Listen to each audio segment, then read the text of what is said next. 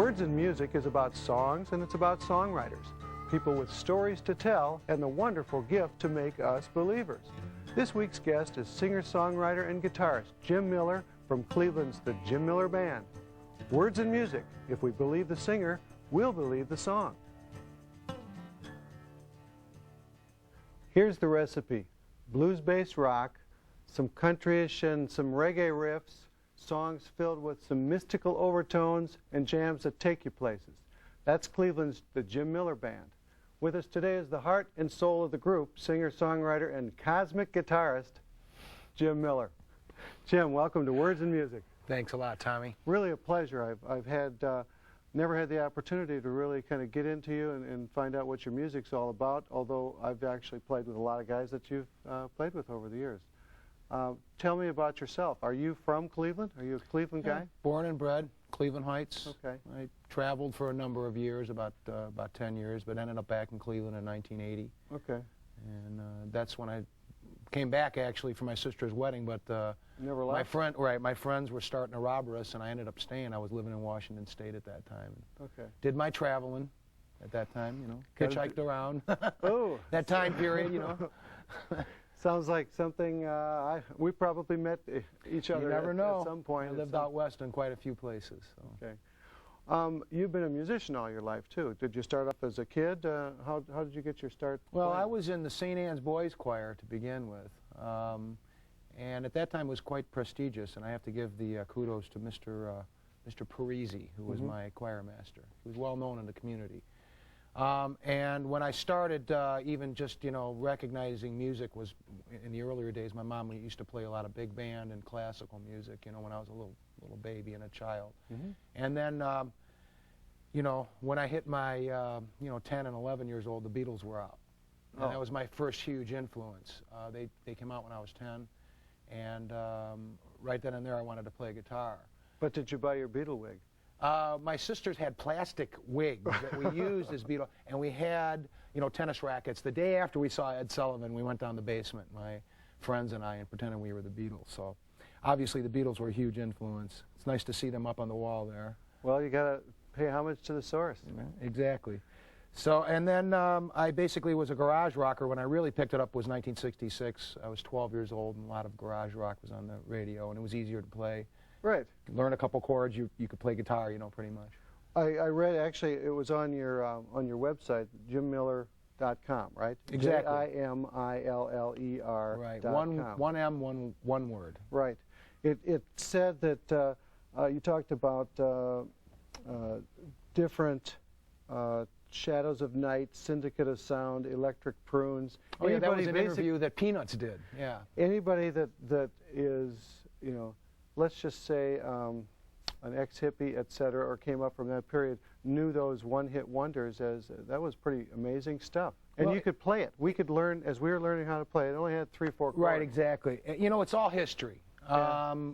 Little did I know back then that kind of music, garage rock, was going to influence punk. You know, little did I know where some of these garage rockers and the Beatles and the Rolling Stones were getting these, well, the Rolling Stones song is from Muddy Waters, you know. Right, right. So, I mean, you know, it's all history. You know, when I heard, you know, like Roll Over Beethoven by the Beatles, I was wondering, well, man, it's a great song, but it isn't written by the Beatles. Who wrote it? Found out about Chuck Berry. You go further back, you go into the blues. You go further back, you go, you know, you keep on going. It's right. Just history. But we get our stuff, you know, as pretty much members of a certain period. We got it secondhand, and we had to go back to the source to figure it out. Right. What do you think kids who are coming up playing, have you any thoughts of where they're getting it? Do they have the same sense, or does it even matter? Some I don't think that. I think it's a huge continuum. I know my son; he's a player. He plays guitar, and it's the same thing. He wants to know where things came from. He's very interested in the history of it all, and because he wants to know, well, because if he goes farther back, he'll find out how to play that riff he's trying to play in the now.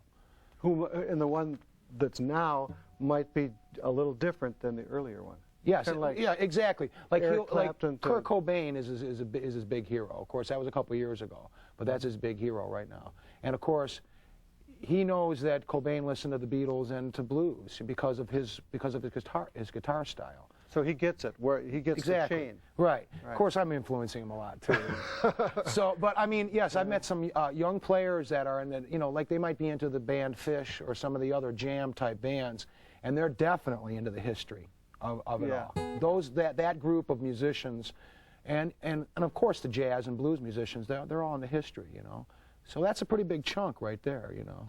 I was at the Beachland Ballroom about a week ago, and there was a band that was playing, and they played a Norman Blake song. And Oh, really? I thought I was the only one that ever covered that song. And they said, I talked to the guy after the gig, and I said, you know, blah, blah, blah. And he said, oh, no, Fish covered that too.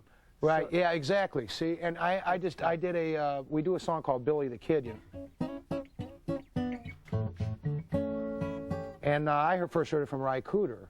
And, Right, but it's an old traditional song. Somebody came up to me and actually said, well, this newer band is doing that too now. I don't remember the band's name. Okay. But, you know, it's a continuum, you know. Talk to me about songwriting, when you got into writing songs. When I first got into writing songs, the one thing I've always noticed about any kind of inspiration that I might have to write is it always has to do with change in my own life, somewhere along the line. I was about, I really didn't even delve into it because I wasn't confident enough to delve into it until I was about 18. I wrote my first song. And it was called The Key. And one of the phrases from it was, trying it is the key. And, you know, I look back on it now and I realize it was actually about the whole song. You know, try it to see if it works out. And in my life, it always does in one shape, way, or form, you know. So I believe that truly. So it was about when I was 18, so it was a while back. A while back. A while back. Right. Okay. Do you notice anything from writing style? I mean, obviously when we start writing songs, we're either trying to copy somebody or trying to do something ourselves, but we have really no underpinnings, no I was not, foundation. when I wrote, when I write now, I am not cognizant on trying to emulate anything. I never was. I feel that writing a song has nothing to do with you at all. What do you mean? You're writing a song? This is nothing. I saw Art Blakey one time, and he was with Blossom, I believe, and he said to the crowd, he said, from here to here to here. And that's it. I mean, it has nothing to do with me at all. And anybody that writes music and has an ego about writing music, musicians have egos. You have to get up there on stage, you know, somewhat. You know, right. You have to have some BALLS, you know, to do it. Okay, but when you're writing a song, to me, it has nothing to do, at least from what I see, it has nothing to do with me at all, except I'm just the instrument. You can call it the muse, you can call it good orderly direction, God, you can call it whatever, inspiration, you can call it whatever you want to call it, but it has nothing to do with me, really. I can sit down and I'll work on stuff, I'll work on little phrases, or I'll come up with an idea or whatever, and I'll write it down or I'll tape it. But you know, the inspiration for songs, it has nothing to do with, it has a lot to do with me because I'm writing, it has to do with changes and all that, but I am not cognizant of vocalizing it. You know, I'm not cognizant of that at all. So it's almost like a James Joyce sort of scenario. You know, comes out as the muse speaking through me. Okay, so obviously whatever the muse is, whatever that is, you know. The muse. Okay. Right. You know. So I guess the question then is, are the themes pretty consistent? No. Or do they change as you change? I mean, even though you don't write the songs. In some of the themes are not consistent. I see that usually in every song that there's something to do with me and maybe some changes I'm going through, usually. Mm-hmm. Or it has to do with just a storyline that I might come up with. Well, storyline. Talk about the Phoenix song. How did that come about? The first thing, I was watching some TV program about some Aboriginal tribe that was survived and how they survived when the you know, Western Europeans first contacted them, and through the times up until the present. They might be wearing Adidas sneakers or whatever, but they have their spiritual outlook and essence still intact. Which is a hard thing to do. Yeah, exactly. to work at that. Yeah, you have to work at that, but I mean, it was very interesting. I thought, you know, these guys survived all this sort of situation. And at the same time, that was sort of the impetus. I watch a lot of TV, so there's a lot of things, you know, like I watch an old movie. Laughing at Harpo is definitely influenced by Harpo. But this song, the Phoenix song, I always like imagery. I always, like I said, you know, sort of a James Joycean sort of thing. Carl Jung, you know, sort of that inner self that you don't really touch unless you're writing, or unless you're painting, or unless you're making music or whatever. But the phoenix is the symbol that rises from the ash, its own ashes. It burns, it rises from the ashes anew, and it's birth and death and rebirth. And so how did it come about as far as the... Well, that was the name of the song only because it seemed appropriate to name the song that. Also was one of the lyrics. But the very first thing that came out was the, you know, like the... was the verse, you know. So it was that and the melody line and the lyrics. The verse came out at the same time. The chord structure, the lyrics, and the melody line. And it was the first bunch of lyrics are here's a song for those that survived. Long trials right ahead, long trials right behind. So at the same time that I was going through this writing about this, and I didn't realize it until afterwards, there's a good friend of mine who has cancer and it's lymphoma. She struggled quite a bit. And so I saw that I think that I was writing a song about her. But you didn't know because... But I didn't know it at that time. Okay. A lot of times in retrospect, I'll look back on a song and I go, oh, that's where it was at for me personally. I still figure out my songs that I'm writing, that I've written 10, 20 years ago. So you can relate to that, huh? This is it. Right, you can relate to that, I'm sure. Well, that also is good for a songwriter on a universal level, because if you can relate to it, to your own changes and your own whatever's going on, that's not necessarily to mean that every song is about heavy stuff, but this song in particular is a positive outlook. And but the good thing is that the general public can relate to it too, or certain members of the general public. And you're actually performing and trying to communicate with people, you know, in terms of the bounce that you were talking about. I think so, even though I'm not cognizant of that either. Right. You know, I mean, it's mixed in with trying to have a good time too. You know, so you know what I mean. Well, let's have a good time and the Phoenix song. Okay, you want me to play it? All right. Now that I know kind of what I'm getting in for. All right, here we go.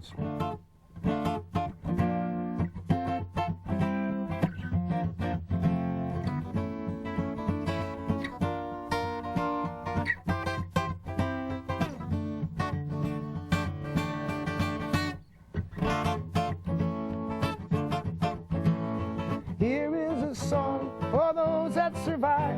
Long trials right ahead, long trials right behind. As you run through that tunnel is the light at the end. One thing is certain, on that you can depend. I hope we make it through.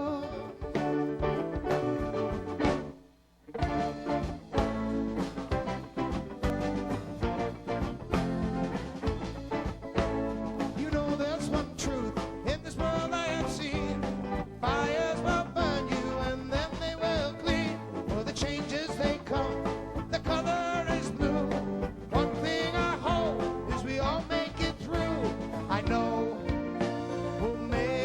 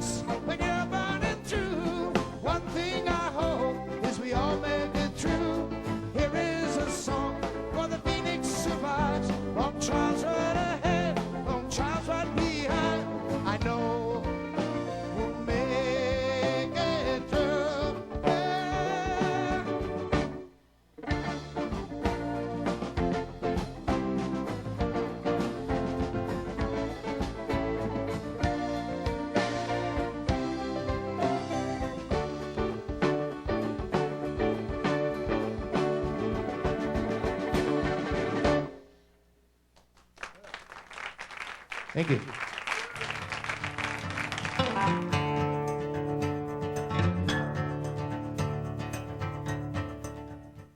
Now.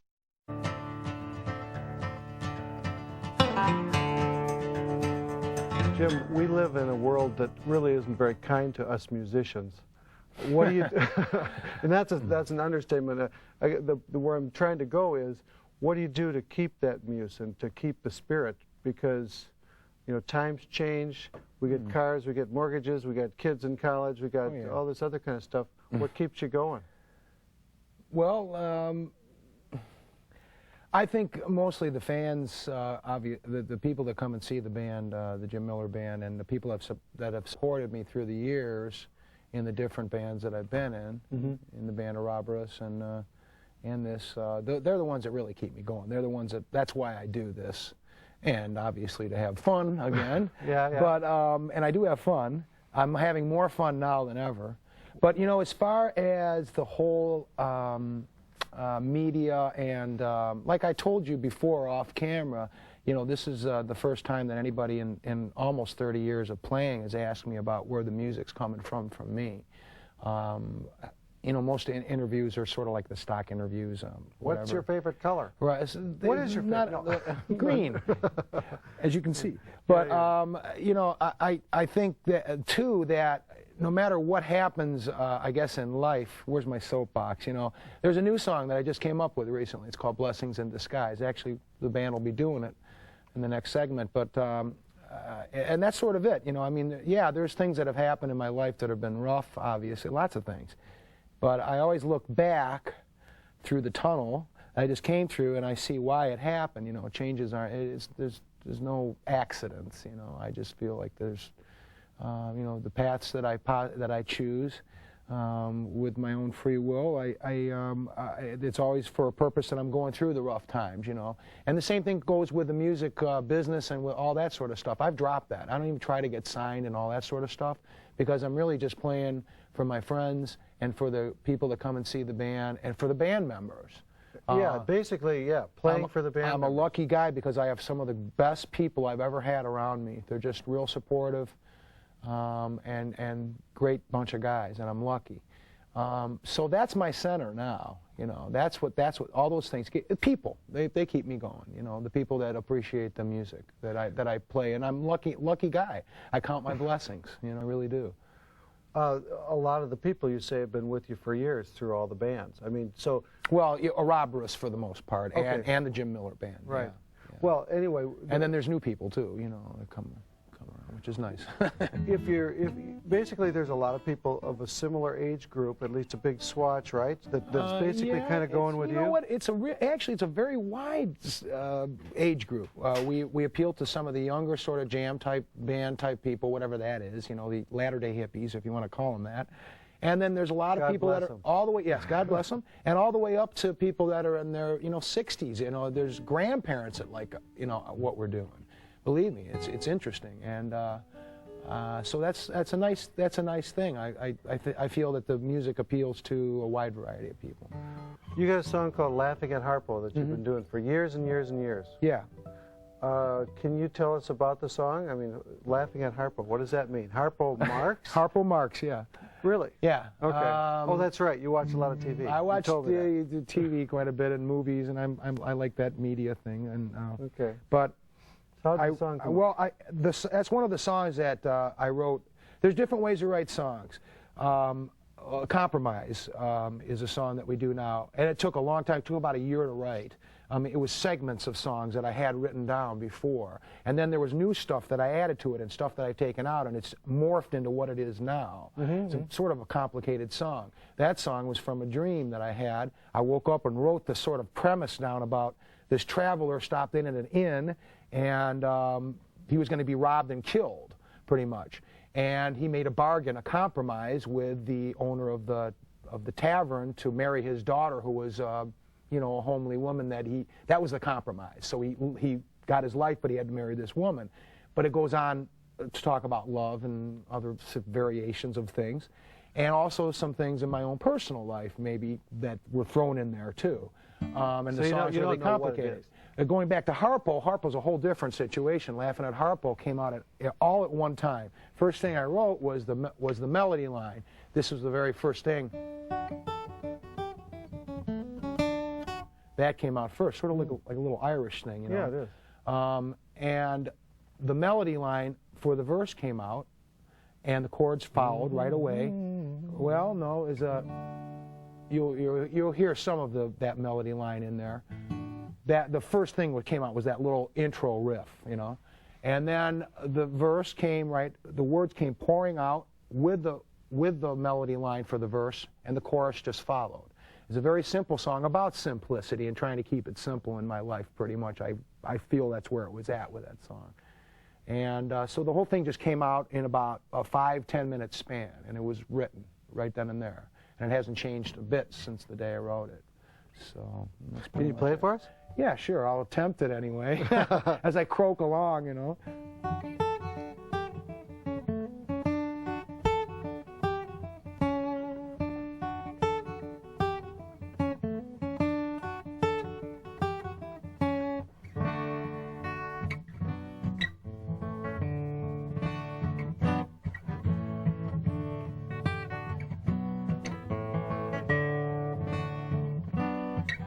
In a heartfelt way, in time today, all the things I've tried to see. The confused, controlling thing inside was myself, it said to me. The elusive path and wings of love, like the hunter strove to be. To capture this sweet melody, had to learn to set it free. Sometimes it's simple to see, like the Marx Brothers comedy, like the laughter at Harpo's eye, emanating right from the heart, emanating right from the heart, emanating right from the heart, emanating right from the heart.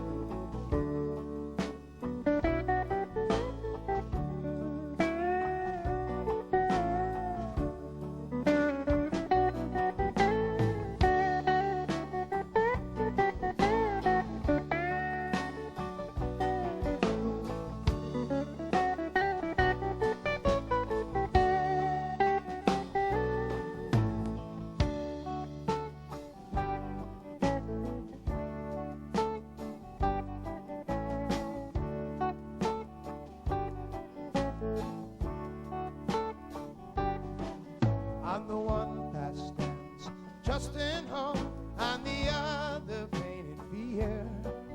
The confused, controlling thing inside makes it come out so unclear. But the morning sun will shine again after nighttime disappears. Simplicity is in life's nothing, emanating so sincere. Sometimes it's simple to see, like the Marx Brothers comedy, like the laughter at Harpo's eye, emanating right from the heart, emanating right from the heart, emanating right from the heart, emanating right from the heart, emanating right from